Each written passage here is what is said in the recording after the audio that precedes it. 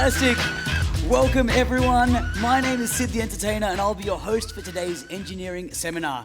Now I'd like to acknowledge the Turrbal and Yugara peoples as the First Nation owners of the lands upon which QUT now stands. It's so exciting to see everyone here to find out about your future engineering careers. And let me tell you, we're going to kick things off with a bang. But before we do, some quick housekeeping. The toilets were located in the foyer area. You would have walked past them on your way in. And in the event of an emergency, do not run, unless it's a toilet-related emergency, in which case, refer to point 1. Exit via the side doors, which will take you out of the building, and proceed to the designated assembly area outside on Kidney Lawn. Now, let's get engineering. I've got some fantastic new friends on stage that I'd love to introduce you to. First up, we have our QUT motorsport vehicle.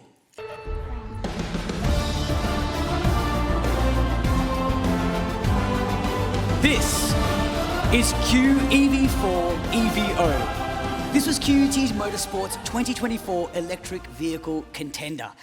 Engineered, manufactured, marketed, and raced all in 2024. Building on the success of QEV4 competing dynamically in competition, QEV4 EVO aimed to evolutionize, not revolutionize, using small iterative changes to improve performance. This is our fastest car yet, once again scoring dynamic points in acceleration and performing quick lap times in practice. It takes about 2 years of designing, building, and testing to bring one of these vehicles to life. And each year, the student-led team pushes the limits of what is possible, competing on an international stage at the Formula Student FSAE competition. I'd now like you to meet our rover. This is Percy.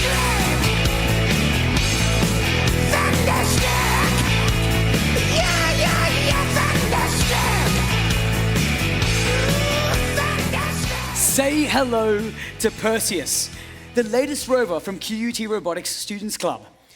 Perseus is designed to take on the harsh conditions of a simulated lunar mission.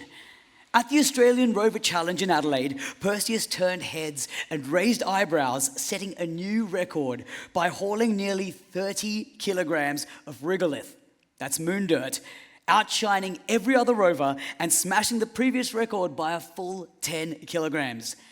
The performance was so impressive that Perseus caught the attention of NASA and Caterpillar, who invited our student-led team to the prestigious Lunabotics competition over in Florida, where they represented all of Australia on an international stage. Now behind me, we have our chemical distillation column.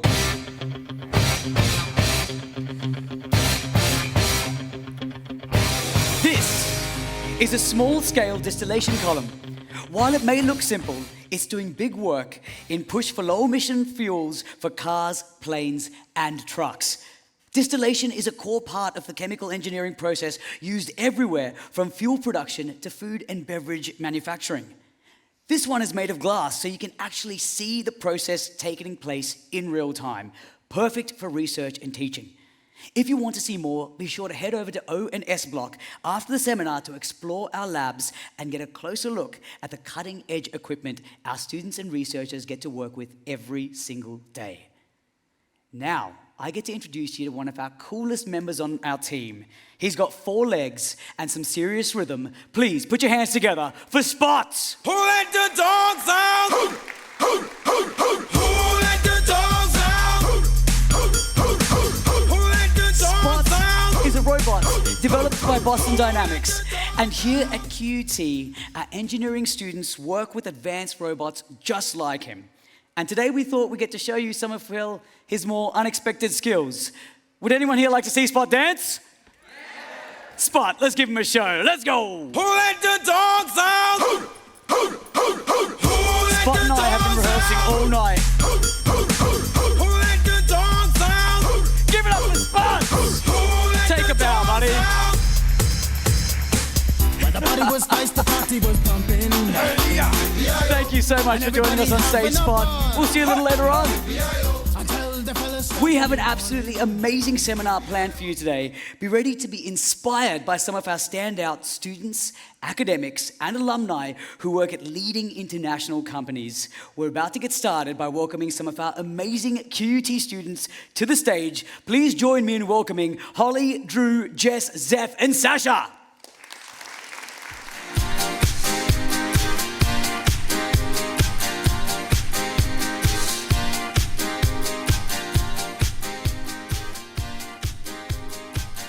Thank you so much for joining us, team. Holly, I'm going to start with you over here. Now, you're studying mechanical engineering.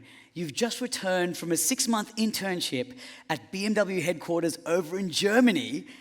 And on a side note, QUT is the only university in Australia which has an exclusive partnership with BMW, providing selected QUT students the chance to work with world-class engineers on real projects. That sounds so exciting and sounds like an experience of a lifetime. We've got some footage from your trip. What were the highlights and what was that like? Thank you, Sid. It was an amazing trip. There's too many highlights to say right now, so I will try my best to summarize. I think first and foremost comes the people. From the people in my office department to the colleagues abroad in our other offices in America, Mexico, the UK, and China. Everyone was so professional, and never once did I feel less than. I felt like a real employee in BMW. We had real deadlines, real work that we had to do that made real impacts to BMW itself. Of course, it was more serious business. We did have quite a lot of fun as well. One of my favourite memories was with the other interns in my department. We got to go on several site tours to 3 different locations in Germany, including Leipzig, Dingolfing, and Munich. We were able to take the BMW cars themselves and cruise on down what we were on at more than 200 kilometers an hour, which is definitely something to remember. What a way to experience the BMW. Driving pleasure, right? Is that the tagline still? Now, Drew, I'm going to throw over to you. You're studying electrical and renewable power engineering. What inspired you to choose electrical and renewable power as your major? If I'm being honest, probably the perfect career for me. I've always been very passionate about electricity, especially how it's made, how it's transferred, and also how it can be made more efficient. So it seemed like a perfect fit. I love that. Now, talking about majors, at QUT we offer 9 engineering majors, each with a clear pathway to specialised and broad master's programs. The good news is you don't have to choose your major just yet. In your first semester at university, you'll have the opportunity to explore different areas of engineering, hear from industry professionals, and speak with current students and academics. All of this is designed to help you make a well-informed choice for when it comes time to select your major in the second semester. Now, Drew, one last question for you. Last year, you spent 5 days in Townsville as part of QUT Engineering Cultural Immersion Program. You worked with Indigenous-owned construction company WSU Civil with our First Nations students and faculty staff. Tell us a little bit about that experience. Yeah, that was a really great experience because not only was it an opportunity for us to learn more about our culture, but it was also an opportunity to learn how we can learn the teachings from elders and use that within the field. That's amazing, thank you. That would have been so special. Zeph, I'm going to throw over to you for a moment, mate. You're in your second year majoring in computer and software systems. You're in the robotics club, the Code Network Club, and word is you helped start the new AI Machine Learning Club. Can you tell us a little bit more about all of those? Yeah, absolutely. So at QG, we have some pretty amazing clubs. It's like over 120. And something really cool we did with like the AI machine learning. If you find that like many professionals of you, what you can do is you can actually start your own club, which is what happened with the AI machine learning club. Pretty much you just got a few people, we all love learning about that stuff, part of my degree as well, which is awesome.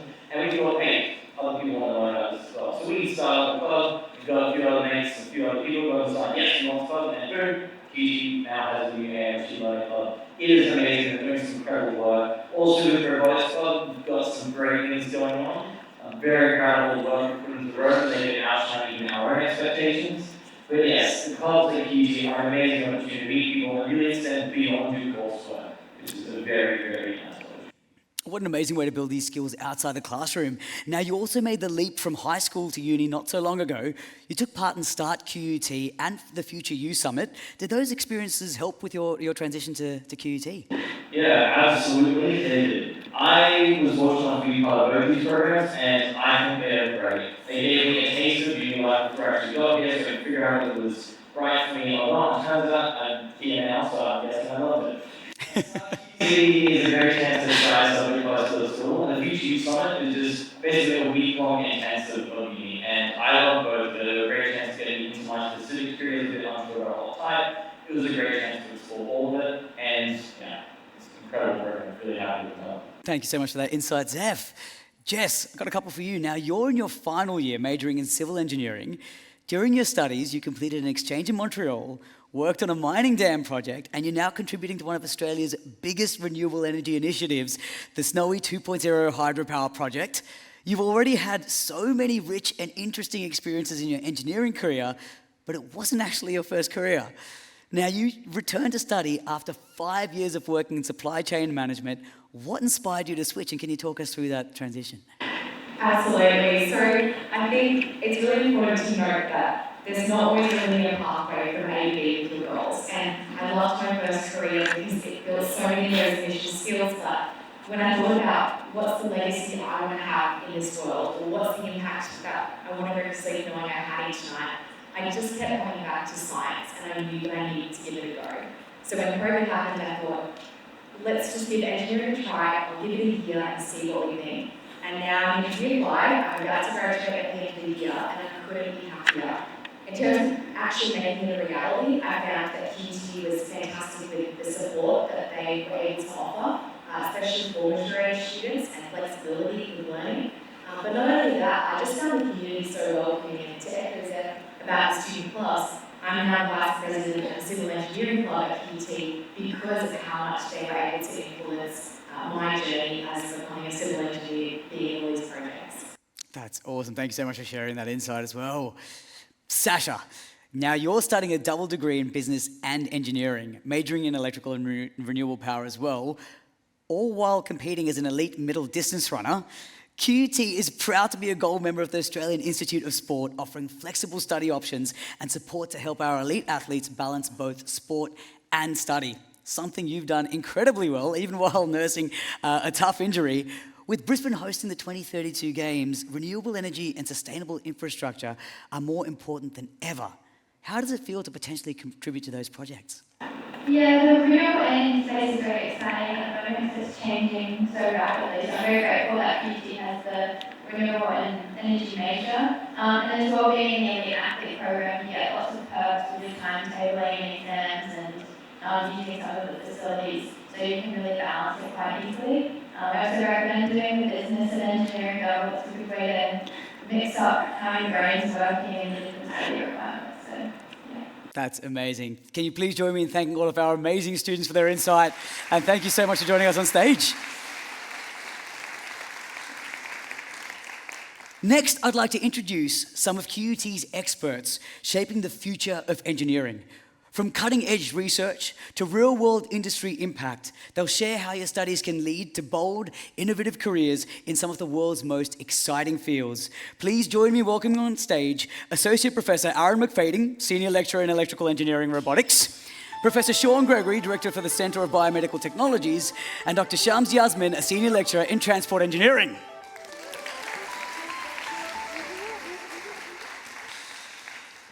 Shams, I'm going to start with you over here. As a transport engineer, your work helps shape safer and more sustainable transport systems.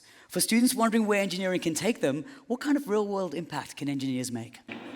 Thank you, Steve. Hello, everyone. It's amazing to see you all today. So, as Steve mentioned, I'm a transport engineer, but let me tell you a little secret. When I was growing up, my mom actually wished me to become a medical doctor, but if I see a single drop of blood, I faint. So, when I was exploring my side options like you are doing today, I started to find opportunities where I can actually contribute towards saving lives, and eventually I became a doctor, but a doctor of the roads and transport. I am a transport engineer, so I innovate solutions to make our roads safe, and also to inform policies so that our travel behavior is more sustainable. And that's what we do as engineers. We innovate solutions for real-world problems with science and with creativity. And in fact, as an engineer, we work in a global team because engineering is always in high demand and across industries, not only in Australia but also internationally. And those of you, our future, who are looking for tailored and solutive solutions for engineering, key to diploma in engineering, it offers small classes and personalized support which seamlessly transitions into second-year bachelor studies with full credits. And that's how at QT we support our future engineers to go out there and make the world a better place. Thank you, Sid. Thanks, Shams. Now, you did mention international teams. Tekia, who you see on screen, is one of our standout QUT diploma in engineering students. She's now a bachelor student and she recently returned from Poland on a simulated space mission. So if you'd like to talk to Tekia, you can find her in the engineering information tent after this seminar. Now, Sean, you're a cardiovascular engineer committed to advancing patient outcomes in heart and lung failure through enhancing medical device technologies. You're currently mentoring QUT Heartbeats, a 25 team of undergraduate engineering students as they prepare to compete in the prestigious global Heart Hackathon competition in Vienna in December. What do experiences like that mean for students, and what's next for the biomedical engineering team at QUT? These kind of experiences are incredible because not only can you learn in the classroom and workshops and tutorials, you actually get to do that hands-on practical experience that you don't get to do anywhere else. And so as you said, our QUT Heartbeats team is part of the International Heart Hackathon student competition. So they'll be designing, prototyping, building and testing their concept for an artificial heart. And then going around the world and competing against all of these other teams. They also get to develop a commercialization plan in that time, so they learn these real industry skills that will set them up for jobs afterwards. And we take biomedical engineering very, very seriously here at QUT. It's why we're the number one in the country for biomedical engineering. And we're number 16 in the world, which shows that we're up there with the likes of Harvard, MIT, Oxford in biomedical engineering. So this is absolutely the place to be. And I think if you look at why that is, it's because our academics do a lot of world-class research in this space, and then that gets reflected in teaching. They do the most world-class modern research, and then they teach the most world-class modern things that you need to succeed. Coming up in biomedical engineering at QUT, we're launching a vertical double degree. And this is specifically targeted at students who might want to do, say, mechanical or electrical or mechatronics engineering first, and then really develop and learn those skills in depth and apply them to a biomedical application. And so you can do that it's an accelerated program, so 5 years, and you get a bachelor's and a master's degree, and then you can go on to be one of the best graduates in the country. That's amazing. Now, we were having a chat outside in the foyer, and speaking of Heart Hackathon and being passionate about it, you're carrying something around in your pocket. What can you tell us a little bit about what you showed me just earlier? You probably can't see it up the back there, and that's probably what I wanted to. It's a small artificial heart, so this is to go inside patients to take over the function of one side of their heart. And we're developing that here at QUT, and we have quite a strong history of developing devices like this. And so I actually see a lot of blood too. That's literally wearing your heart on your sleeve. That's amazing. Thank you. Thanks so much, Sean.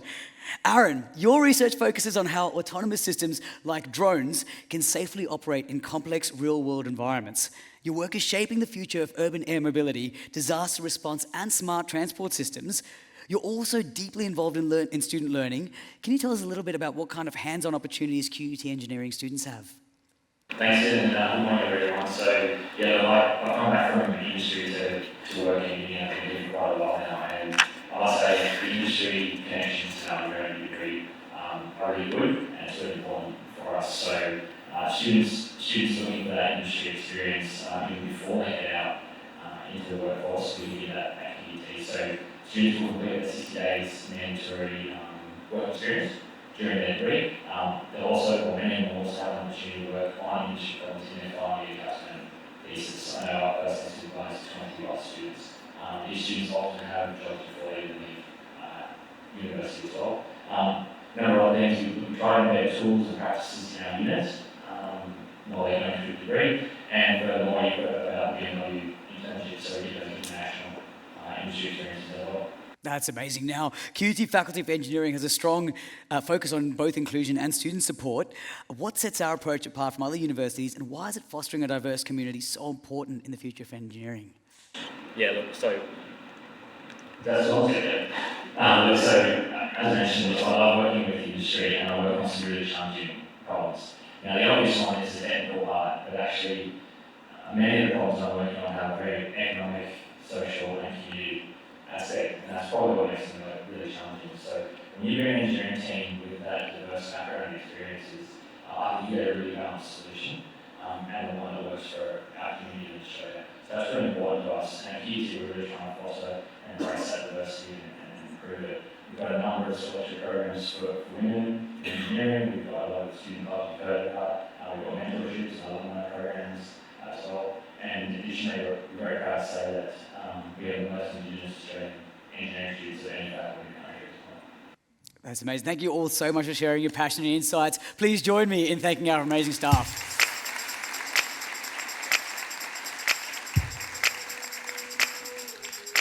If you have any other questions, be sure to check out our information tent and you'll be able to see some of our staff there. You can pull them up for a bit of a chat as well. I'd now like to welcome onto the stage QUT Engineering's outstanding industry partner and alumni. Please join me in welcoming Jenna Lyons from Stryker, Dennis Walsh from the Department of Transport and Main Roads, Imogen Kerr from PepsiCo, and David Harwood from CSIRO.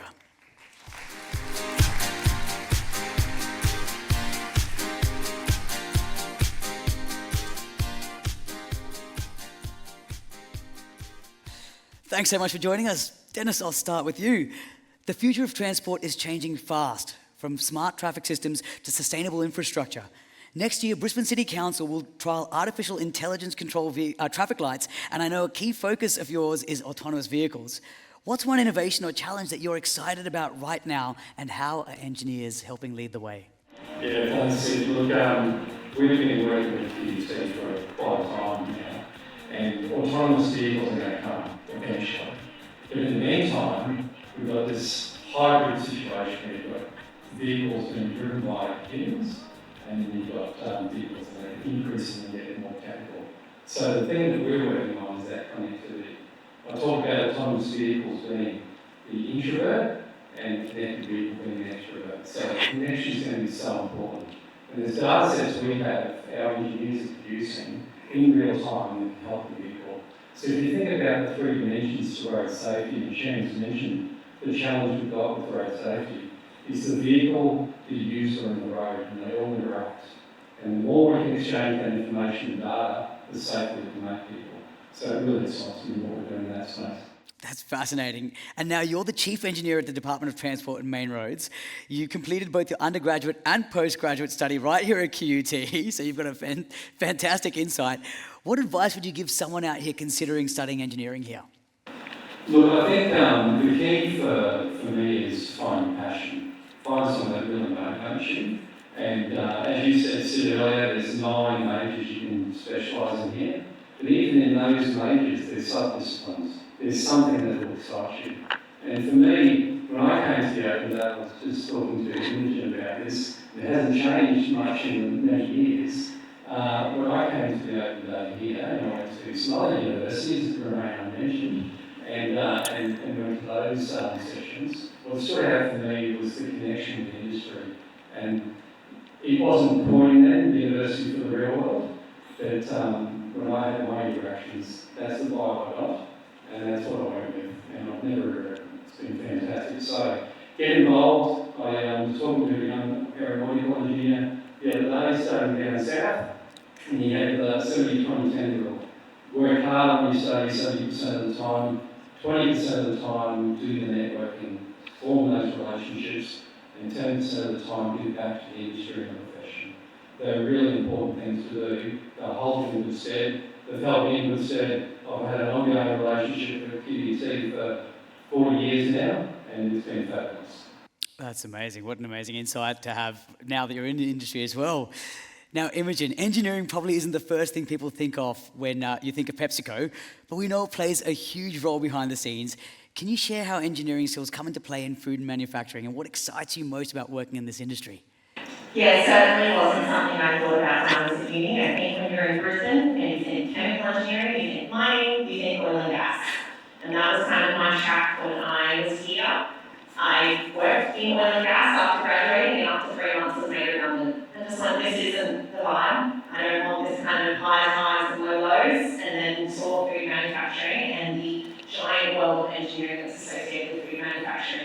from the robotics, from palletizing and how you can pick and place, there is so much robotics, from the utility support, so your water processing, your energy, your air conditioning. Personally, from like a chemical point of view, I worked in sustainable packaging for quite a while, so in research and development, how we can include more recycled content in our packaging, how we can get away from plastics. And then just from the general engineering skills that you do learn at uni.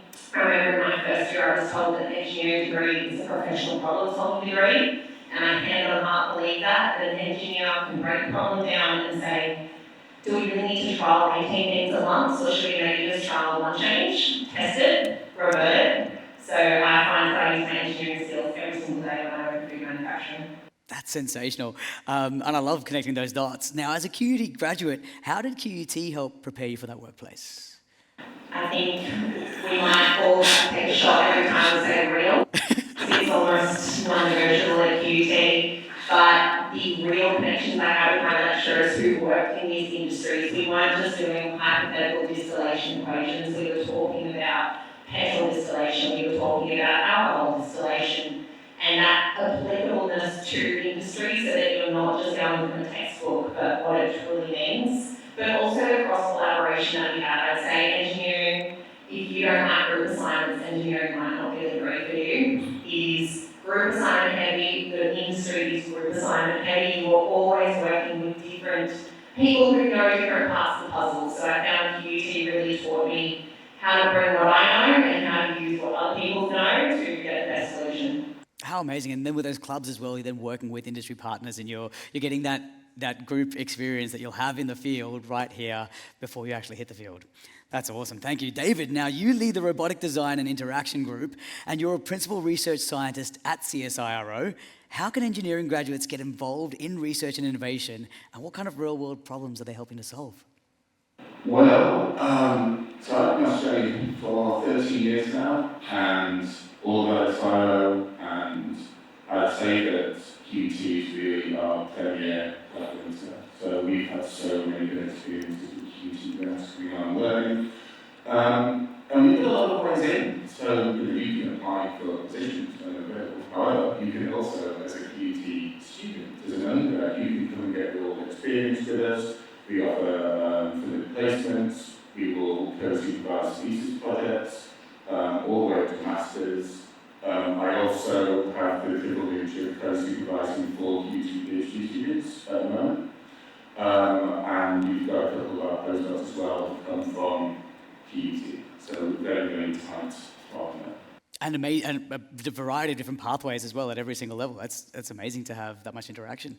Yeah, exactly. So, we go software engineering, hardware, mechatronics. We have social scientists on our teams as well. One of the main things we're looking at is kind of future of work scenarios, right? So, the robots are coming. Really vitally excited. Spots right there, okay. It's important that we do this well.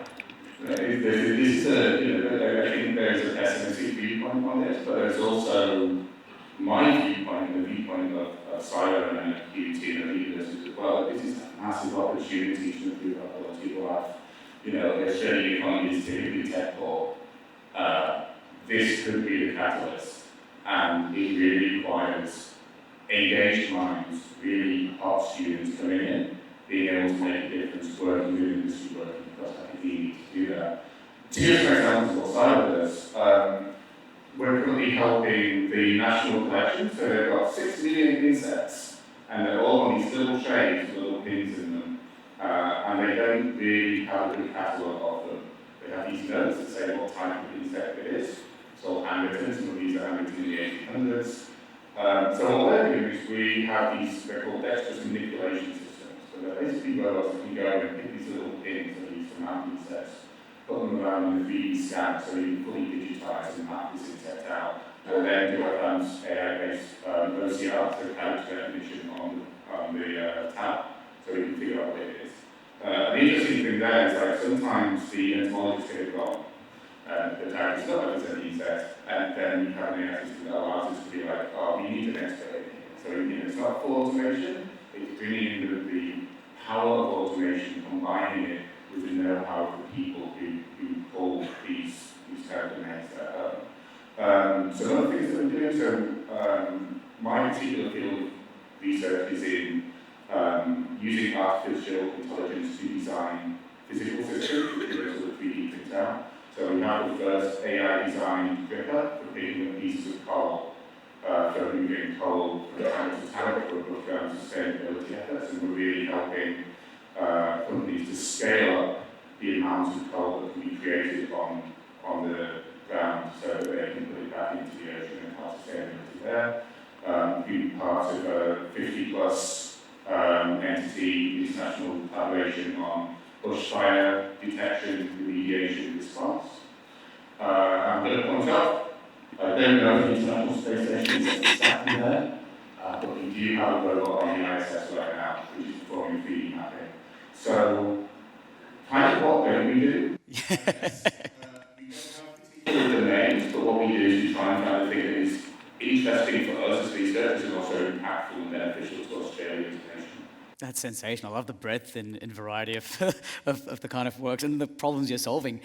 Comes back to engineers as being fundamentally problem solvers. Jenna, working at the intersection of healthcare and engineering must be so rewarding, but also so exciting. What's one project or moment that really showed you the real impact of the work you're doing? Yeah, no, great question. I'm just excited about what day. I think it's always so cool when you've got so many different examples of what engineering looks like.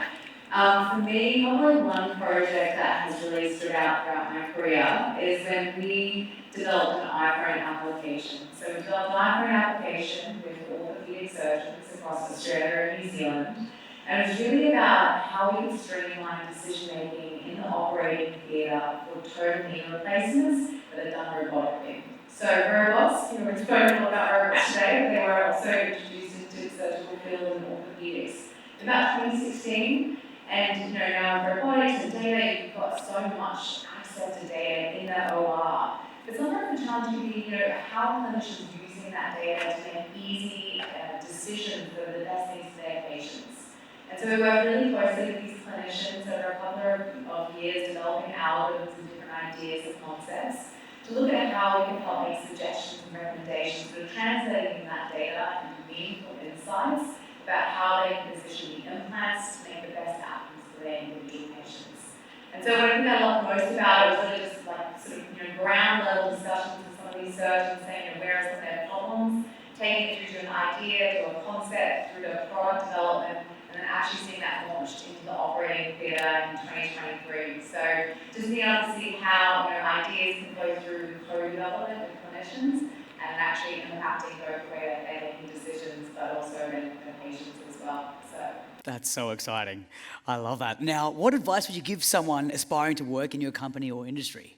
Yeah, no, great question. And I think I was actually going to start with saying that William spoke about a little bit is passion. I do really think you're going to go throughout your high school and your university studies, and you're going to find just these pockets of areas that you love. Maybe it's things that you just naturally find a little bit easier, maybe things that excite you. I really recommend grab onto those pieces because that's really important for how you formulate your career. I think I'm really grateful that I genuinely love what I do for a job and it fills a passion within me. And I think I was just also really fortunate that it happened to be when I was in high school. So I had a love for physics, but I also had a love for sort of human biology, human anatomy. So I really had no idea what I was going to do with those two things. And it was an off-chance conversation that I had with my careers counsellor where I mentioned biomedical engineering and orthopedics, and that was just like a spark. And from then on, I was like, yeah, that's absolutely what I'm interested in and wanted to do. So I think that's one thing is, find the things that you love and build out your career path. I think that when you're in university, it's also been spoken a bit about today, and UT has such fantastic connections in terms of the student groups. So there's always lots of opportunities to get involved with student groups, but also to network with industry. So as you can see, the breadth and depth of sort of areas of engineers and working can be so different. Even in a smaller field, perhaps such as medical, the roles can be so different. So sort of meeting with people, understanding what they do for a job, again, it's just building that kind of things that you love. And then maybe the final piece is the work experience. So I think that's also really important. I had a really strong focus throughout my university career of how much work experience could I get. It's a very sudden period. How could I get something different under my belt? And part of it is just setting you up for success when you are exiting. You're in a really good position to sort of step into that first job. But the other part of it was just testing out different things again and finding what it is that I liked and didn't like. So that's probably my piece of advice. Thank you so much for sharing that. And can you please join me in thanking all of our amazing industry partners?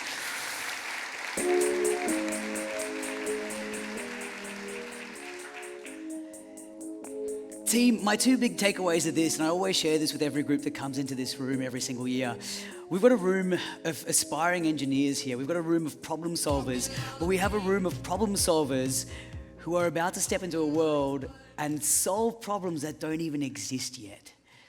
So think about how fast the world is changing, how fast the pace is going. The things that are going to keep you in good stead to become a problem solver for the future is, as I've heard, passion and curiosity. Another thing I've taken away is definitely this is true in my life. I have had so many more doors open for me from the hands that I've shaken than the job interviews I've taken.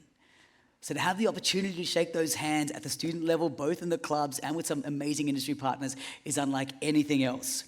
So I hope you've taken a little bit something away from the insights from our diverse career opportunities and strong industry ties at QUT to our leadership in cutting-edge technologies and focusing on equipping our students with the practical skills that employers need.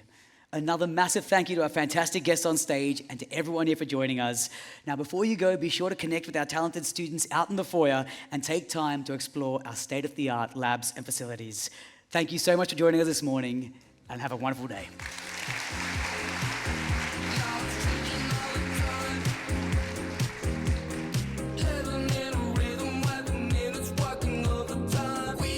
Smash them.